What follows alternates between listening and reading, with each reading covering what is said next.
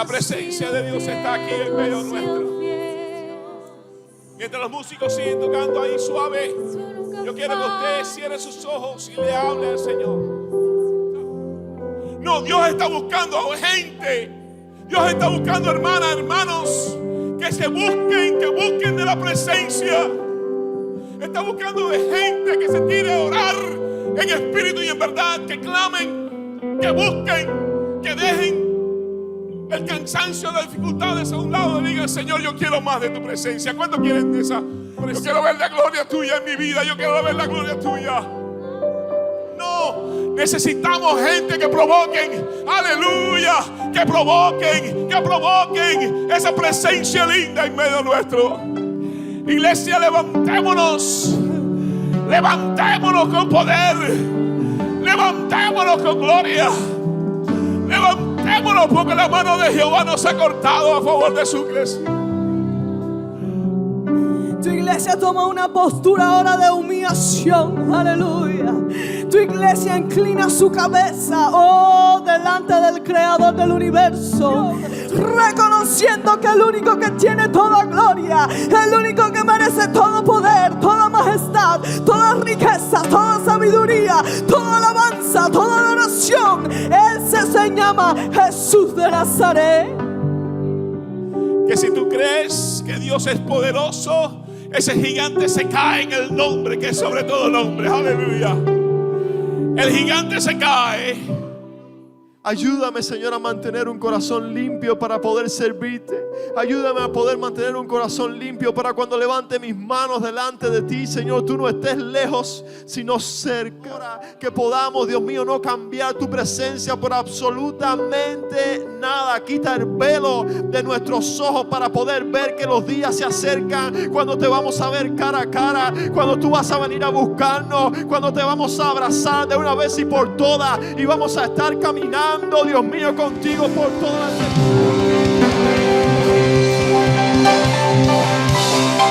Aleluya, aleluya. Dios es bueno y todo el tiempo. ¿Cuántos están gozosos este primer día de oración? El Señor va a hacer grandes cosas aquí en Betel. Me lo ha confirmado. Con esta palabra que el Señor me dio, vamos a Daniel, capítulo 6, versículo 1 al 3, y lo pueden poner en pantalla. Dice así la palabra: pareció bien a Darío, que era el rey de aquel tiempo, de los medos persas, constituir sobre el reino 120 sátrapas, que gobernasen en todo el reino, y sobre ellos 3 gobernadores, de los cuales Daniel era uno, a quienes estos sátrapas diesen cuenta para que el reino fuese perjudicado.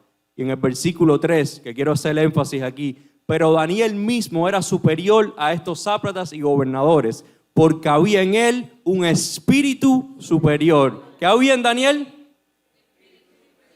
Y el rey pensó en ponerlo sobre todo el reino.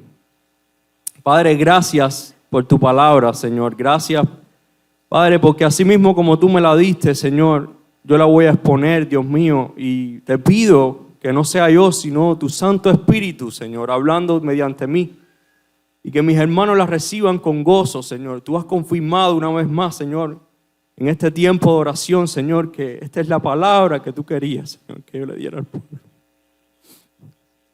Gracias, Espíritu Santo de Dios. Gracias. Amén, amén. En aquel tiempo, aquel joven Daniel había sido llevado cautivo ahí a Babilonia. En ese tiempo había cogido el rey Darío, que era el rey de los medos y los persas. Y a mí me llama mucho la atención porque no dice que el rey puso a Daniel porque era el más fuerte, porque era el más bonito, el más alto, el más inteligente, sino porque había un espíritu superior en Daniel. Y esto me llama la atención. Y después que el rey piensa ponerlo sobre todos, porque habían 120 que iban a gobernar, y sobre esos 120 iban a haber tres más y en esos tres estaba Daniel. Pero dice que Daniel era superior a ellos aún más. O sea, era superior a esos dos y a los 120.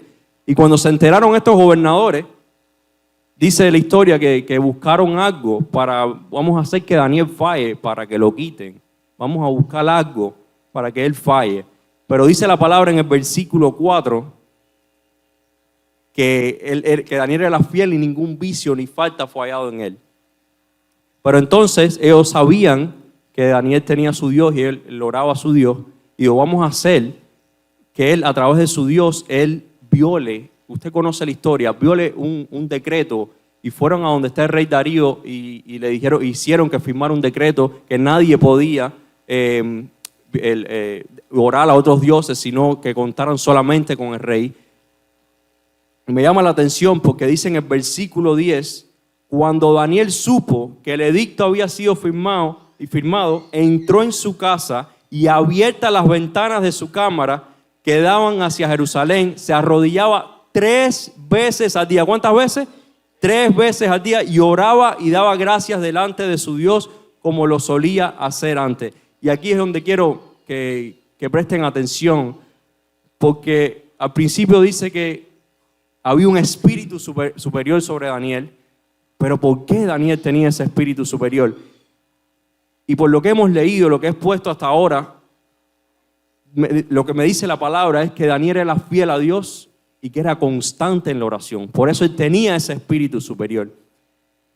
Hermano, el enemigo ha puesto un decreto en la iglesia para que usted no ore, para que usted no busque la presencia de Dios, porque sabe que usted tiene un espíritu superior. Tenemos un espíritu superior, pero lo único que hay que hacer es avivarlo. Y es a través de la oración. Es a través de la oración que podemos avivar ese espíritu, a través de la comunión con Dios. Y una vez más el Señor está confirmando. Él quiere derramar su gloria en este lugar. Él quiere derramar su gloria en este lugar. Pero Él demanda que lo oremos y lo busquemos en espíritu y en verdad. Así como era Daniel 3 veces al día y tenía un espíritu superior. Y yo veo en el Nuevo Testamento que hay muchos milagros, en el Antiguo y en el Nuevo también. Muchos milagros ocurrieron a través de la oración. Había un hombre en Hechos 10, un hombre llamado Cornelio. Usted conoce la historia, pero él no conocía a Cristo todavía. Pero cuando usted lee la historia, dice que Cornelio le daba limosnas al pueblo, pero que oraba todo el tiempo a Dios. ¿Qué hacía Cornelio? Oraba todo el tiempo a Dios. Pero ahí no termina la historia. ¿Qué pasó? Mientras había un Cornelio orando, también había un Pedro por otro lado orando. Y ahí pasó algo. Hubo una comunicación. El Espíritu les mostró una visión a cada uno de ellos. Y más adelante usted conoce la historia. Ahí fue cuando fue derramado el Espíritu Santo por primera vez sobre los gentiles. Dios decidió a través de la oración que se derramara el Espíritu Santo en Cornelio y en su casa. La gloria de Dios se vio a través de la oración. Y una vez más había un Pedro encarcelado, pero había una iglesia chiquita, había una iglesia chiquitica que estaba orando, intercediendo por Pedro. ¿Y qué es lo que pasó? Vino un ángel y sacó a Pedro de aquella cárcel. Y Pedro se presentó en aquella iglesia chiquitica. Y los hermanos mismos que estaban orando y salieron y vieron a Pedro y dijeron: Pedro, ¿qué haces aquí? El poder de la oración, una vez más. Una iglesia que ora es una iglesia con poder. Por eso es que ese es el lema de este año. Créalo, iglesia. Una vez más el Señor está confirmando: una iglesia unida en oración es una iglesia poderosa. Y no termina ahí. Aquellos 120, ¿cómo estaban? ¿Cómo estaban esos 120? Unánimes, clamando al Señor. ¿Y qué pasó de repente? De repente el Espíritu Santo descendió sobre ellos. Una vez más, un espíritu superior vino sobre cada uno de ellos. Y ahí usted conoce la historia. Salió Pedro, predicó, se convirtieron 3,000. Después vino, sanó al cojo, se convirtieron 5,000. El Espíritu Santo de Dios se derramó. Pero había una iglesia orando, clamando para que eso sucediera. Y voy cerrando con esto. No por gusto, los pastores de esta iglesia, los líderes, han puesto este tiempo. de oración a las 7:30 y vamos a empezar el año orando. Yo no sé hasta cuándo el Espíritu Santo va a permitir que este tiempo de oración siga.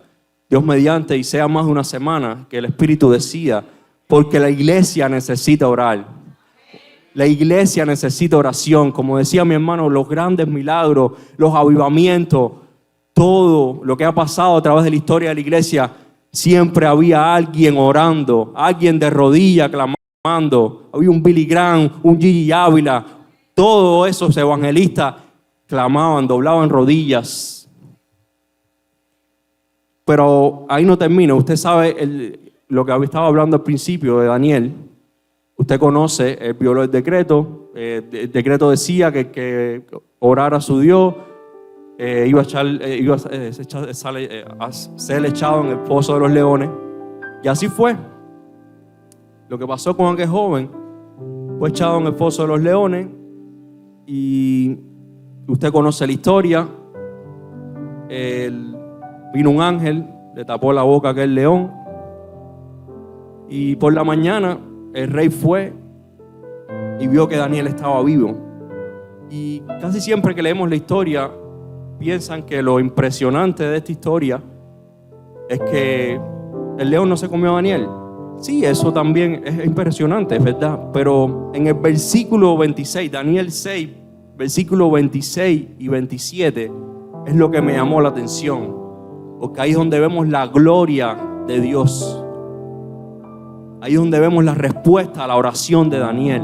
Aparte del que le tapó la boca a los leones, pero aquí vemos una respuesta superior. Y dice el versículo 26 y 27, este era el mismo rey Darío, diciendo: de parte de mí es puesta esta ordenanza. Mire la ordenanza que puso el rey Darío. Aquí está la exaltación, la gloria de Dios. Dice: que en todo el dominio de mi reino todos teman y tiemblen ante la presencia del Dios de Daniel.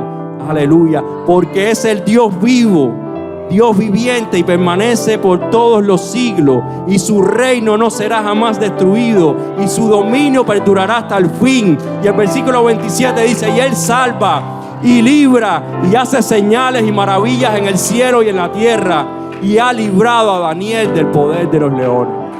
Gloria a Dios. Ahí está el mayor, la gloria de Dios. Por eso yo les exhorto, hermanos, en este año, que vayamos de rodillas, que clamemos a Dios, que estemos juntos, unánimes. Como dice el lema, una iglesia unida es una iglesia poderosa, y más si estamos en oración. Aleluya. Gracias, Señor, por tu palabra. Gracias porque la he puesto a sí mismo como tú me la diste, Señor. Gracias por mis hermanos, Dios mío. Gracias porque yo los amo a cada uno de ellos, Señor. Tú sabes la pasión que yo siento por esta iglesia, porque es aquí donde tú me pusiste, Señor. Padre Santo, y lo has puesto a cada uno de ellos aquí también, Señor.